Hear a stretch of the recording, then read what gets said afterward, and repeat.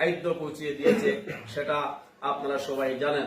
আপনারা জানেন মোহনা সাহিত্য এবং সংস্কৃতি সংসদ আমাদের কানাইঘাটে একটি এতিমখানা রয়েছে। সেই এতিমখানায় প্রতি বছর রমজানের সময় এতিম শিশুদের নিয়ে ইফতার অনুষ্ঠানের আয়োজন করে। আমাদের মোহনা সাহিত্য এবং সংস্কৃতি সংসদ এছাড়াও বৃক্ষরোপণ কর্মসূচিতেও অংশগ্রহণ করে। মোহনা সাহিত্য এবং সংস্কৃতি সংসদ এছাড়াও বিভিন্ন ধরনের সামাজিক কার্যক্রমে অংশগ্রহণ করে তার দায়িত্ব পালন করে যাচ্ছে।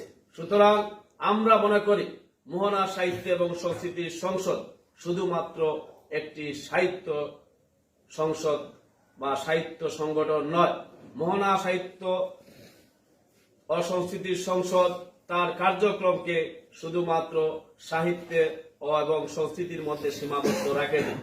মোহনা সাহিত্য এবং সংস্কৃতি সংসদ সর্বোপরি সাহিত্যের পাশাপাশি বিভিন্ন ধরনের সামাজিক দায়িত্ব পালন করে যাচ্ছে। এজন্য আমি আবারও আমাদের সংগঠনের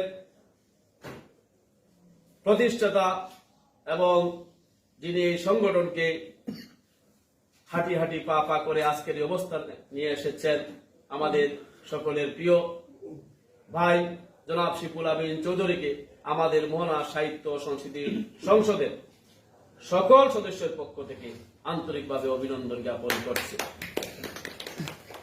প্রিয় উপস্থিতি, আমরা মনে করি একটি সংগঠন শুধুমাত্র একজনের পরিশ্রমের বিনিময়ে হয় না। এই সংগঠনের পিছনে আপনাদের সকলেরও অশেষ অবদান রয়েছে। আমি মোহনা সাহিত্য সংস্কৃতি সংসদের একজন কর্মী হিসাবে আপনাদের সকলকেও অভিনন্দন জ্ঞাপন করছি এবং কৃতজ্ঞতা প্রকাশ করছি। প্রিয় উপস্থিতি, আপনারা জানেন আমরা এবারের 11তম প্রতিষ্ঠা বার্ষিকী অত্যন্ত ব্যাপক এবং বর্ণাঢ্যভাবে আমরা পালন করতে চেয়েছিলাম, কিন্তু আপনারা দেখেছেন বিগত কিছুদিন আগে আমাদের দ্বাদশ জাতীয় সংসদ নির্বাচন এদেশে অনুষ্ঠিত হয়েছে। সেই নির্বাচনের কারণে আমরা এবারের অনুষ্ঠানটা আমরা যেরকম করার আমাদের স্বপ্ন ছিল, আমাদের প্রয়াস ছিল, সেই পর্যায়ে আমরা করতে পারি নাই বলে মোহনা সাহিত্য এবং সংস্কৃতি পরিষদের পক্ষ থেকে আপনাদের কাছে দুঃখ প্রকাশ করছি। আমরা বিশ্বাস করি আগামী দ্বাদশ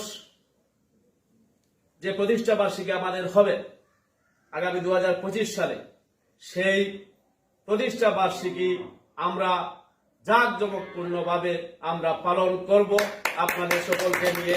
প্রিয় উপস্থিতি, আমি আমার কথা বাড়াবো না, যেহেতু আমার সভাপতি মহোদয় আমার বক্তব্য লিমিট বেঁধে দিয়েছেন যে আজকে 20-25 মিনিটের ভিতর আমাদের প্রোগ্রাম শেষ করতে হবে, তাই আমি আর কথা বাড়াচ্ছি না।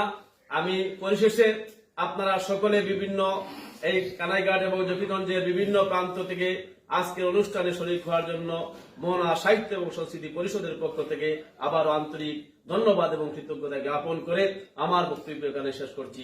ধন্যবাদ সবাইকে।